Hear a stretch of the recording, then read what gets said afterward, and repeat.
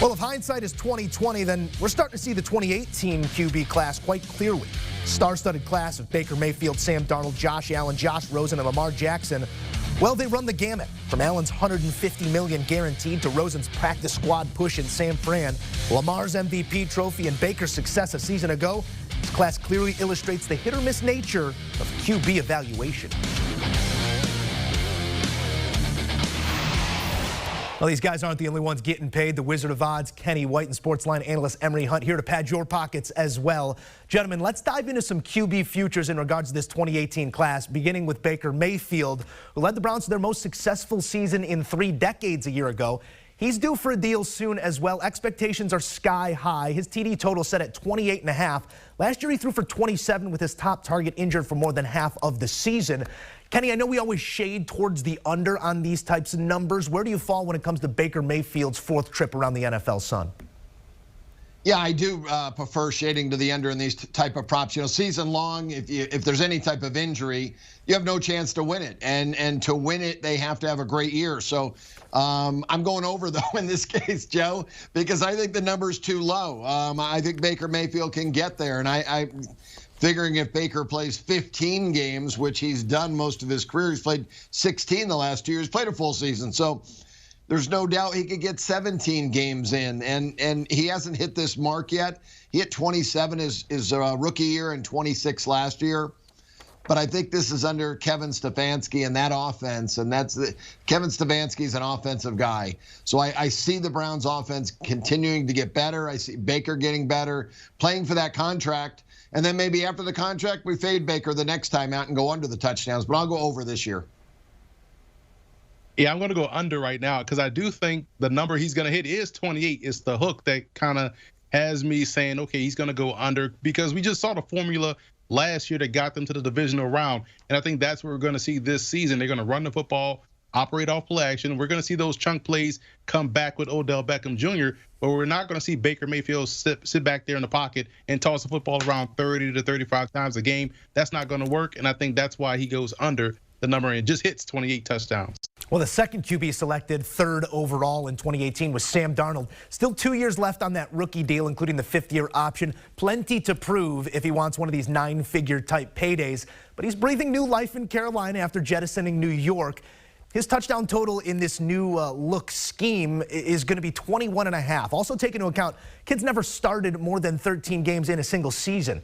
Emory, how big of a bump do you foresee as Darnold breathing some fresh air in Carolina? You made a great point, Joe. That's the biggest concern for me going into the season. He hasn't played a full year. And I do think we'll see, knock on wood, him play a full 17-game season. And I think that's why he's going to go over that number. I see him hitting 24 touchdown passes, so definitely over that 21.5 mark.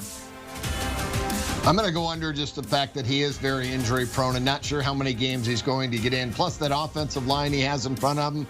Right now I've ranked the 20th best in football. Not very good. He's going to be running for his life a little bit. His numbers have just not added up for me. I've got him 1 point above the average NFL quarterback, maybe the weakest starting quarterback of any of the 32 in the NFL. So I'm going to go under with him here. I think Christian McCaffrey gets the bulk of the touchdowns on this team. As is said, the best ability is availability, followed closely by actual ability. Both of those in question when it comes to Sam Darnold. How about from a yards standpoint? Vegas putting Darnold's total at 38.50.5. At first glance, seems steep. Heck, at second glance, also seems steep.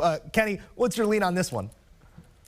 Yeah, again, I just can't trust him to play an entire season. So the most he's ever thrown for is 3,000 yards because he's been injury prone. So before he's got to prove to me first he can play 16 games in an NFL season before I can go over any type of number with him. And I don't think the team's that good. And again, I only have him rated 1 point above average. If they get off to a slow start, you may see him on the bench, and Will Grier may be in there slinging the football around. So, and then Will Grier's no better, but it'd be 1 or 2 games. So, I just can't do it. I don't like Carolina. I think they're a well below average football team. And again, Sam Darnold is too injury prone for me. So under these passing yards. I'm going to go under for a different reason. I'm going to go under because they're going to have a full season of Christian McCaffrey. You bring in Chuba Hubbard. You're going to try to limit his opportunities. You want to keep those attempts between 20 and 25 times a game. And I think that's how you're going to have a more successful Sam Darnold. So it's not because I don't believe he can do it. It's because I think now they have the depth in the backfield to not allow him or force him to do it or try to bank on him doing it. So I do think he hits that under with this number total. All right, with all due respect to Baker Mayfield and Lamar Jackson, Josh Allen is the only guy amongst the group that's gotten the monetary stamp of franchise quarterback. 6 years, topping out at $288 million with incentives. Well earned after taking the Bills back to the playoffs, but now the expectation, it's Lombardi. With that weight on his shoulders, we're looking at a TD pass total, that is, of 34.5. Not the the deepest offensive group, around him, but does have a reigning receiving yards champ outside in Stephon Diggs. Kenny, TD total has gone over in all 3 of Allen's seasons, but this is a bigger number than years past. How are you approaching it? Yes, it is. And this is one I did want to go over on. I was right there on this number. Trying to get to this type of number is awfully difficult. I mean, it's 2 touchdowns per game. He had 37 last year. He went over that number. But I'm going to say Buffalo has a very successful season this year. But they're gonna control the football. They're not gonna need him to throw as much, I don't think, as they needed in the past. I think both Singletary and Moss have now become almost NFL vets, where these 2 guys can carry the offense a little bit, take a little bit of pressure off Josh Allen. And again, if he's got to sit out 2 or 3 games at any point during the season, it's going to be hard to get over this total. So I'm going to go under the 34.5.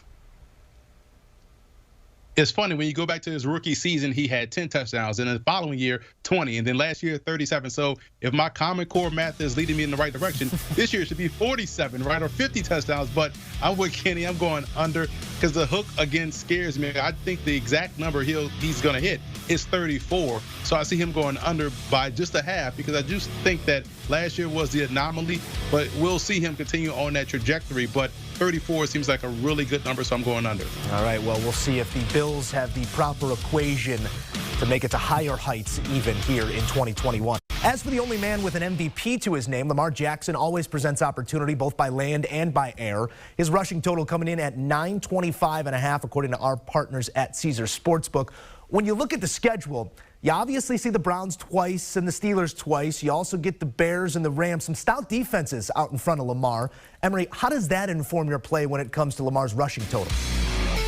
It doesn't matter, man. You could have Lamar dead to rights out there on the perimeter, and he's going to make you look foolish. So his number to me is 1,000 yards. And I said this back in 2018 during the preseason. Lamar Jackson has a chance to be the first or consistent 3,000-yard passer, 1,000-yard rusher. And him going over 1,000 yards the last 2 seasons, I think that's the floor for him. So look for him to go over 925 yards rushing because that's what Lamar Jackson does. Yeah, this is an extremely low number. I had to go back and look at Michael Vick and see when his rushing yards started to decline, and it wasn't until 30 years old. We go look at Lamar Jackson. He's 24 years old right now.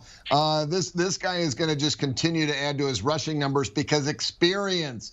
He knows now when to leave the pocket, when to take off, what plays he can do it on more than not to stay healthy as well. So that experience factor with his great athletic ability, he's going well over this number this year. As for the air attack, Kenny, the number for touchdowns is 25.5. He's gone 26 and 36 over the last 2 seasons. Any edge here one way or the other?